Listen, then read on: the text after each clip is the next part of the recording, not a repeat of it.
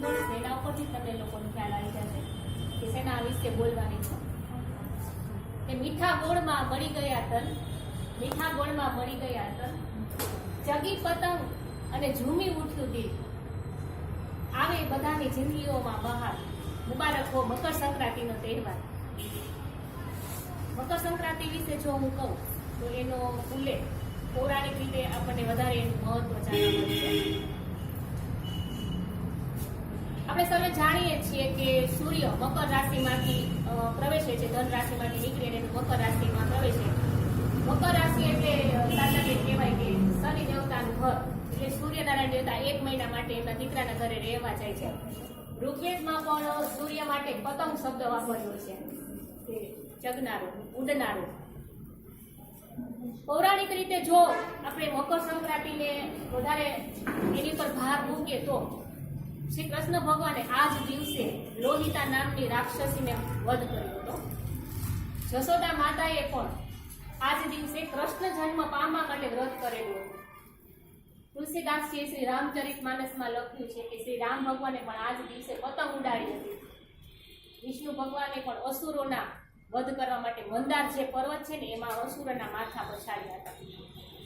એથી વિશેષ આગળ કહું તો સમસ્ત કોળી સમાજના જે ચક્રવર્તી રાજવી છે વીર માધાનતા, એમનો પણ આજે જન્મદિવસ છે. આપણે જે ગંગા નદી છે એ ભગીરથ રાજાએ અવતરણ કરેલું હતું. એ ગંગા નદી પણ આજના દિવસે સાગરમાં મળી ગયેલી હતી. એટલે આજના દિવસે સરસ્વતી માના પૂજનનો પણ મહિમા છે. અને વિશેષ વધારે જો કહું તો ભીષ્મ પિતામહ, કારણ કે આ તહેવારના દિવસે એમને ન ભૂલી શકાય. એ તહેવાર એક પર્યાય બની ગયા છે. ભીષ્મ પિતામહને ઈચ્છા મૃત્યુનું વરદાન હતું.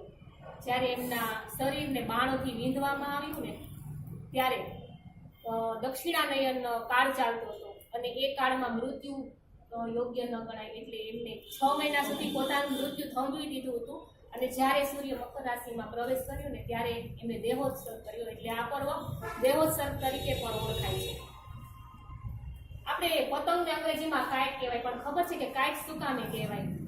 કારણ કે ગરમ પ્રદેશોમાં એક કાઇટ નામનું પક્ષી છે અને ઊંચે ઉડે છે, એની પાંખો સ્થિર કરીને ઉડે છે. એટલે ત્યારથી આપણે એક પક્ષીના નામ ઉપરથી કાઇટ કહેવાય છે. આપણે કહીએ ખિયર શબ્દ, પણ ખિયર ક્યાંથી આવેલો છે, એનો અર્થ શું થાય એ કોઈને નહીં લગભગ ખબર હોય. ખિયર શબ્દ ખ્રિસ્તી ધર્મ ઉપરથી આવેલો છે અને એનો અર્થ થાય ઠંડી.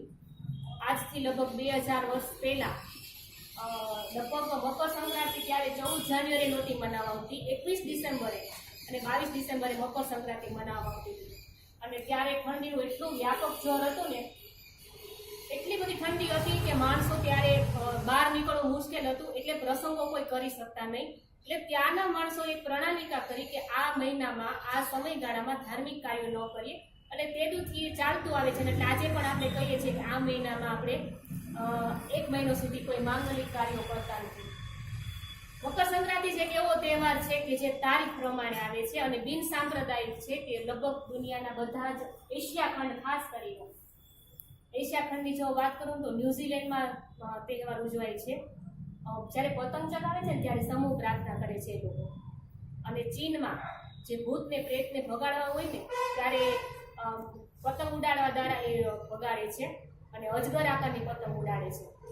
અને જો ભારતની વાત કરું તો આસામમાં એને બિહુ કહેવાય, પંજાબમાં લોહડી કહેવાય અને તામિલનાડુમાં પોંગલ કહેવાય અને ગુજરાતમાં મકર સંક્રાંતિ કહેવાય. અને ગુજરાતનું તો સ્થાન અનેરું છે. એટલે આપણા જે વડાપ્રધાન નરેન્દ્ર મોદી છે ને 2003માં એને આપણે આંતરરાષ્ટ્રીય પતંગોત્સવ, એક આપણી ગરબા અને એક આવા પતંગોત્સવ, એક આપણે વિશ્વવ્યાપી એક ઓળખ બની ગઈ છે.